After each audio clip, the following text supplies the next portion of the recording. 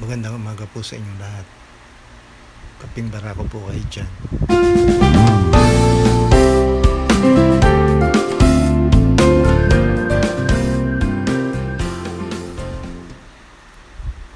Napakaganda po na rin inumin sa umaga ang pagising ng diwa.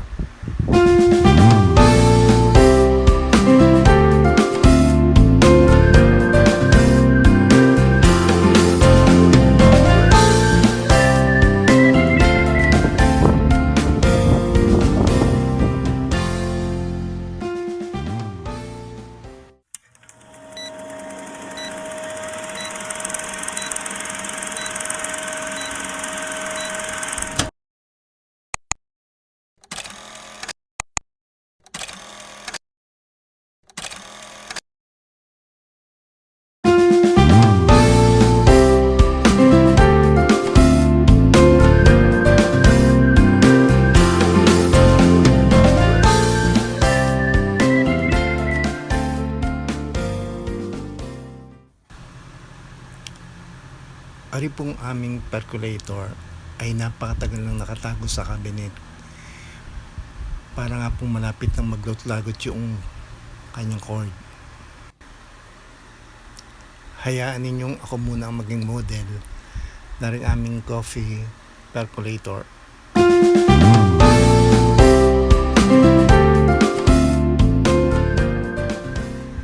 Ari pong parting are na nasa ibabaw ng takip ay naiitikwas kasi ari po ang pinaglalagyan ng tubig.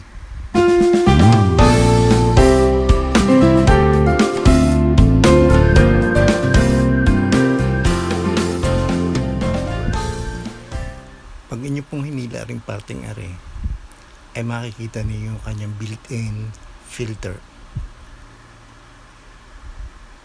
Arga po ay kabila lamang noong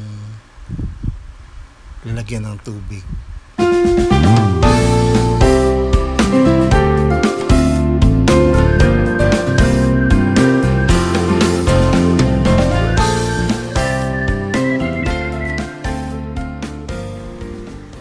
Yun pong tunggil na iyon na nakalawit, yun po ay nasa ilalim noong built-in filter. Doon nyo po sa nakalawit na iyon na usos ang tubig. Tuloy-tuloy dito sa coffee container na ito yung sinasabi kong nausos na tubig.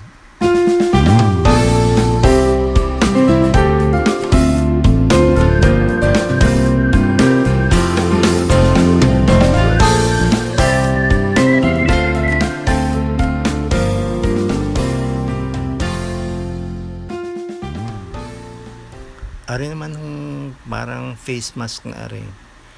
Ari ho ay improvised filter.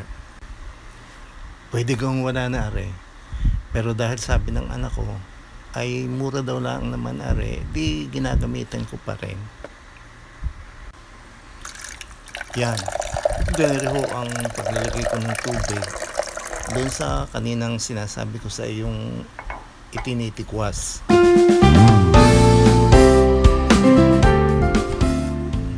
Tapos yung improvised filter ay pinapatong ko dun sa built-in filter na ipinakita ko kanina. Shopee, baka naman.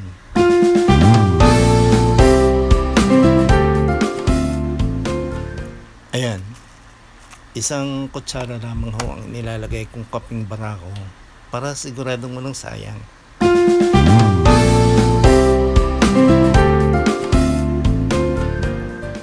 Ari yung malapit ng magatong wire cord ay isasaksan na natin sa kuryente. Tapos atin yung iuun. Yun na.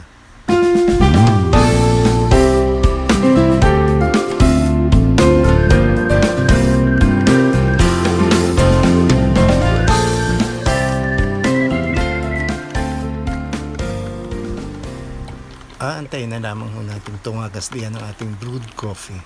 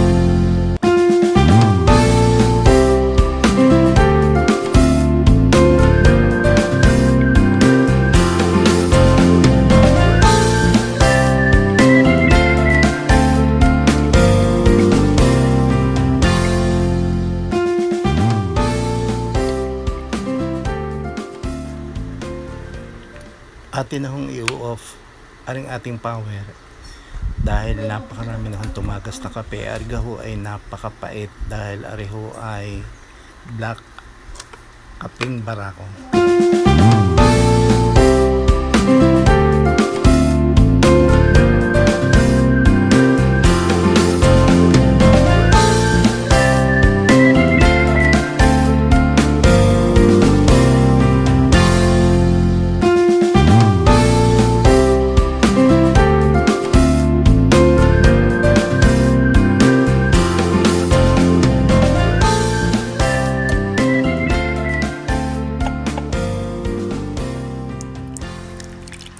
Ayan, tayo na magkape. Kung nagustuhan ho ninyo ang aking demo, ay pakisubscribe naman ho. At kung hindi naman nyo nagustuhan, aba, ay pausap na ho. Pakipanood na din ninyo.